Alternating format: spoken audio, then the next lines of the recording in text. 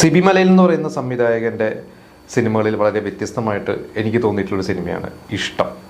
2001 ആ സിനിമ റിലീസായത്. ആ ഒരു സിനിമയുടെ പ്രത്യേകത നമുക്കറിയാം. അച്ഛൻ മകൻ ഒരു ബന്ധം, അതിൽ നെടുമുടി വേണുവും ദിലീപിൻ്റെ ഒക്കെ ഒരു ക്യാരക്ടർ തമ്മിലുള്ള ഒരു റിലേഷനൊക്കെ അതുവരെ നമ്മൾ കണ്ടിരുന്ന സിനിമകളിൽ നിന്ന് വ്യത്യസ്തമായിട്ടുള്ള ഒരു അച്ഛൻ മകൻ ബന്ധം ആയിരുന്നു. ഈ ഒരു സിനിമയിൽ ദിലീപ് അഭിനയിച്ച ആ ഒരു വേഷം ശരിക്കും അന്ന് അത് ഒരു പ്ലാനിങ് കാര്യങ്ങളൊക്കെ നടക്കുന്ന സമയത്ത് അത് കുഞ്ചാക്കോ ബോബനായിരുന്നു. അന്ന് നമുക്കറിയാം, അന്ന് കുഞ്ചാക്കോ ബോബനാണ് കുറച്ചും കൂടി ഒരു ഇതുപോലെ ഉള്ളൊരു റിച്ച് ആയിട്ടുള്ള അല്ലെങ്കിൽ ഒരു മെട്രോ ടൈപ്പ് ഓഫ് റോളുകളൊക്കെ ചെയ്യുന്ന ഒരു ക്യാരക്ടർ. ദിലീപ് അന്ന് ഇവർ രണ്ടുപേരും, ദിലീപും കുഞ്ചാക്കോ ബോബനും ഒരേപോലെ തന്നെ താരമൂല്യമുള്ള ഒരു സമയമായിരുന്നു. ദിലീപിനെക്കാട്ടും ഒരു പടി മുകളിലാണ് എന്ന് വേണമെങ്കിൽ നമുക്ക് പറയാം. കാരണം ദോസ്ത് എന്ന് പറയുന്ന ഒരു സിനിമ 2001 ഫെബ്രുവരിയിലാണ് റിലീസാവുന്നത്.